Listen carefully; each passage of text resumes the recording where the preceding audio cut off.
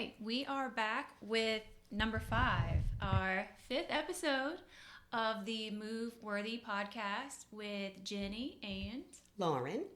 And today we're going to continue on with, is it a good time to buy? We left off talking about renting. Rent versus buying. Is renting a good idea right now? Or should you go out and buy that house? I guess if you have an option, like what are your pros and cons? And I guess we'll fill you in with what we think our pros and cons are. So, Lauren, I'm going to let you roll with this. So, yeah, I think right now, with insurance prices being astronomical, even in some areas, taxes having significant increases, flood and homeowners being an issue, that actually renting is probably better right now than buying.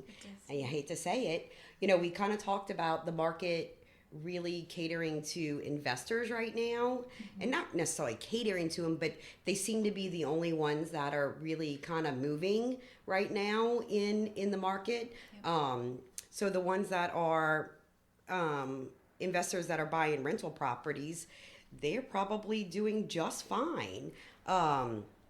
You know, we looked at numbers, and if a buyer is going to go, a first-time home buyer is going to go and have a conventional loan, put 10% down on a $250,000 house, they're looking at a mortgage around $2,500 or $2,600 a month, right, with escrows, you know, with your insurances and your taxes right now. And if you look at the comps in our area, for sure, your average 3-bedroom, 2-bath house rents for $1,900. Some a little higher, some a little lower, but you're definitely getting off cheaper. Right. At this point, renting. Yes, and no maintenance. I mean, that's huge. That's a big thing for homeowners, for renters. Mm-hmm.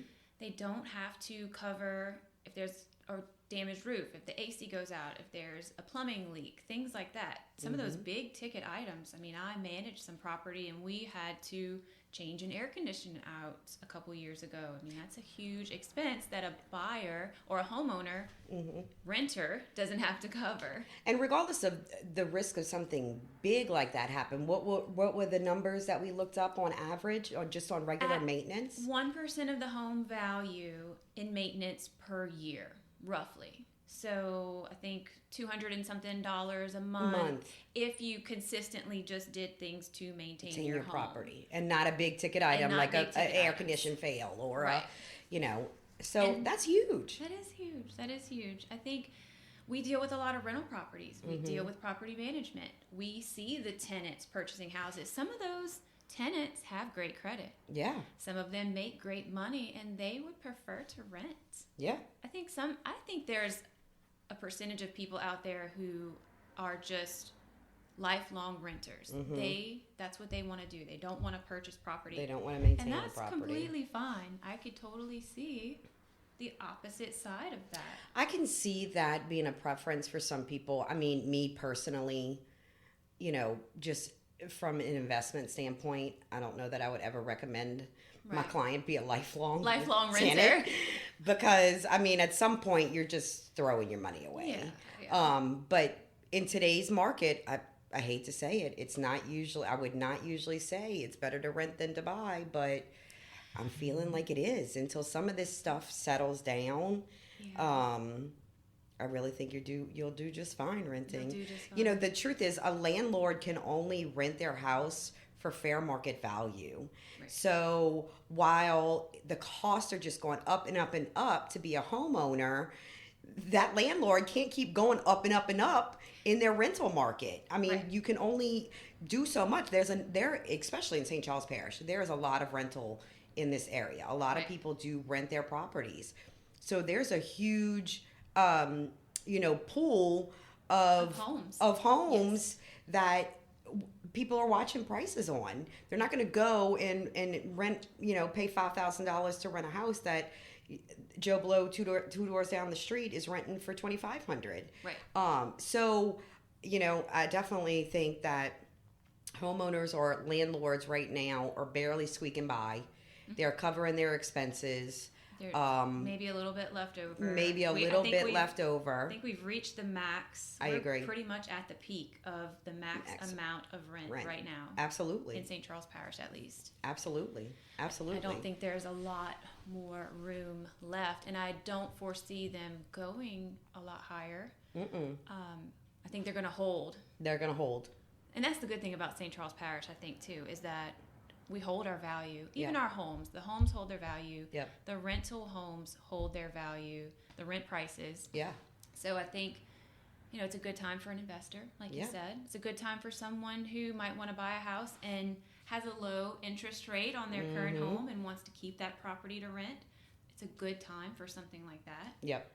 So, I think rent versus buy. There's a lot of young people out there, I feel like, are trying to buy their first home. And it's just not the right time. And they only are like, want to buy, do not want to rent. Mm-hmm. And of course, we kind of maybe drilled that into their heads years ago. Right. Like, you want to buy.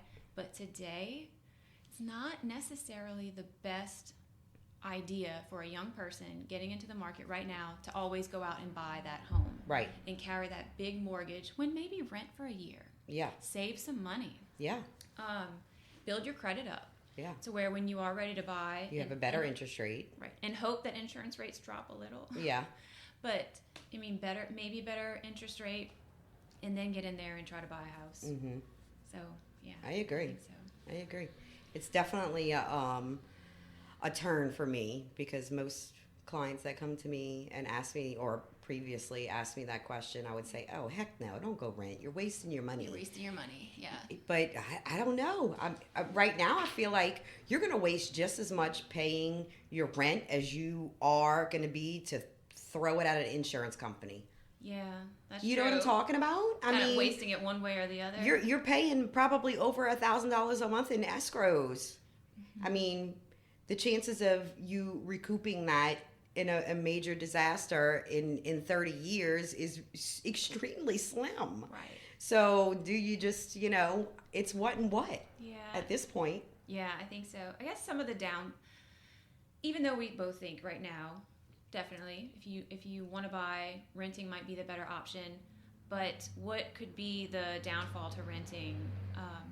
And that would be, again, giving your money away. Mm-hmm.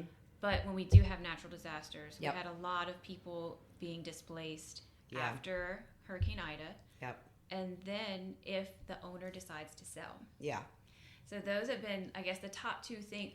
What are the reasons why you see a lot of your tenants moving around? I know when they're moving around, someone's wanting to sell their house. Yeah. Or someone still might have some damages that they're trying to repair, and they want the tenants out. So those, I guess, are some of the things to look out for whenever you're renting property. Maybe make sure that, is the seller looking to sell this? Is this something they want to keep forever as a rental? Yep. I know the few that I manage, they're strictly rentals. Yep. Like, nobody's looking to sell. Yeah. So I usually let the tenants know that ahead of time. Like, hey, you're long-term they're in this lease. Business. Yeah, a long-term lease is definitely doable if you want to settle down for a while. Yeah. But then you have some tenants who move year after year. Yeah. I see that too. Oh yeah. So. I have 2 apartment complexes, and those seem to be more revolving than the turnover in apartment complexes versus a single family home.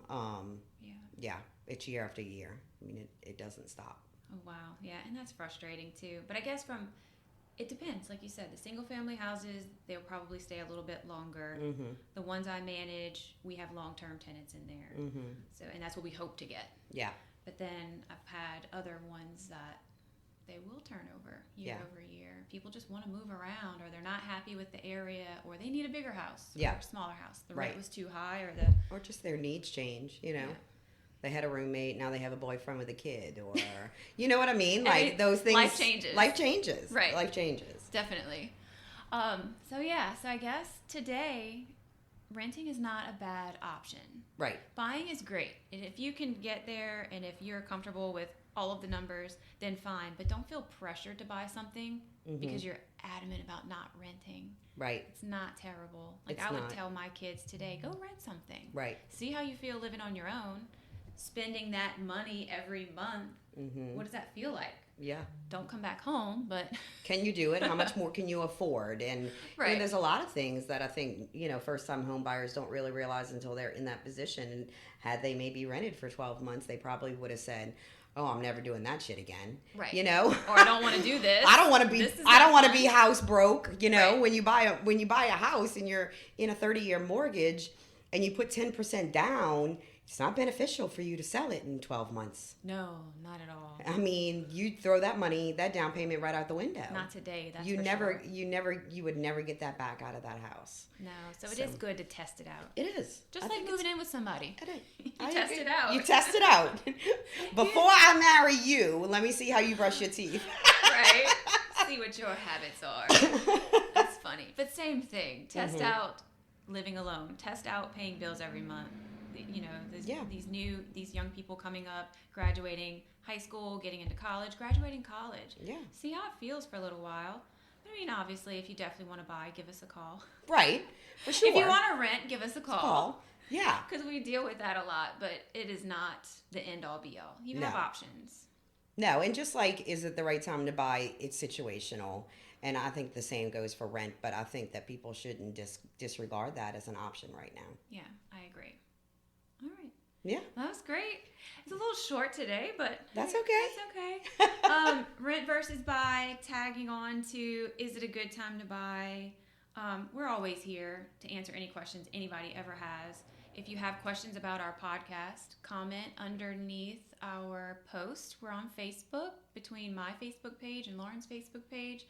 And we're here every Monday at 10 a.m. So this is the Move Worthy podcast with myself, Jenny Lendle, and Lauren Jones. And together we have the experience to move you forward.